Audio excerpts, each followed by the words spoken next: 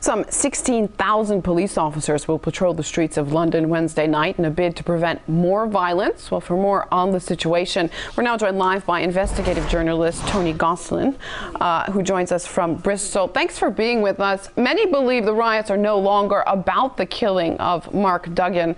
What are they about at this point?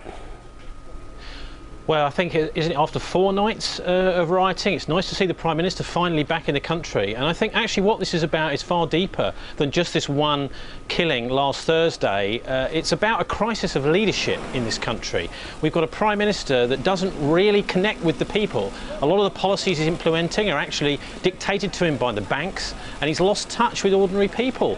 There's also a crisis at the Metropolitan Police. We had Sir Paul Stephenson, who was a very well-respected leader of the Metropolitan Police, had to resign recently, and there seems to be like a rudderless ship that the police are at. So we're also confronted with this whole generation of young people, many of whom voted for the first time in the general election last year for Liberal Democrats, a lot of them, and they've all been betrayed. They all feel angry. So there's a simmering anger under the surface. But this killing of Mark Duggan last week clearly was the spark, and it's not the only death of an ethnic minority that the police have actually been responsible for. So, you know, we've had something like 340 deaths, mostly of ethnic minorities, in police custody over the last 12 years. Now, that's around about 1 a month, without a single conviction of a police officer. So this seems to me is a message that this particular killing last Thursday is not going to go unanswered. And it was also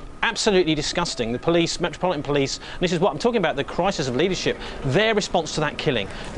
Basically just ignoring the family's pleas to have some explanation. We've also heard now that there was lies told on the day to the press about who had fired the first shot, and it also seems that a dum-dum bullet was used to kill Mark Duggan.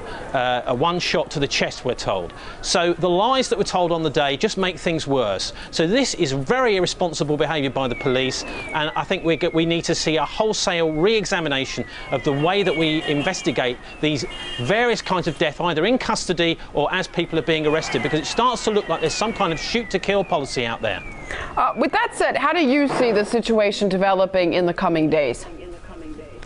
Well, I think unless there's decisive leadership and decisive action from the Prime Minister, from the government, which frankly, I mean, he's doing some soul searching right now, I imagine, David Cameron, but will he find his soul? This is the question. Unless there is some kind of decisive action, this is likely to continue to sort of bubble along. But I don't see that decisive action happening. I think what we need, first of all, is for Cameron to recall the very well-respected policeman who resigned, Paul Stephenson, somebody who's well-respected and very experienced, to run the Metropolitan Police now and to give them a boost in morale.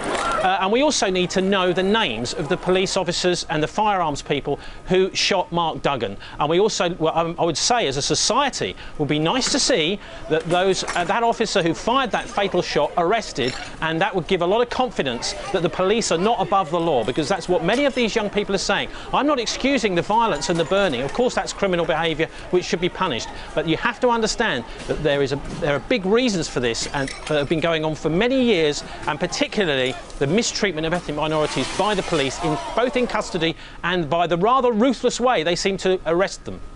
The UK is spending billions supporting NATO missions in Afghanistan and Libya, but it's cutting social programs back home. Do you think London is spending its money wisely here? Well, look, Anissa, that is the backdrop to all of this, which is this is a kind of an IMF riot, the sort of thing that we used to see back in the 1990s and 80s in third world countries. That kind of thing is now coming home, because this is the backdrop to all of this is the austerity measures, particularly the way that the youth have been completely sold out. Most of these people who are out on the streets really feel there's no future for them. They've been spending a lot of their time doing things like playing video games, and they can't see a future for them in Conservative Britain. So there's going to have to be a lot of soul searching within the government, and also there's going to have to be some kind of answer given for these young people. I suspect the Conservative response is going to be to come up with something like national service, but that's not what these young people need. They need a future, they need jobs, and that's what we need to have from the government, is decisive action against the banks to actually take back control of our economy. All right, investigative journalist Tony Gosselin on the line with us live from Bristol. Thanks for that.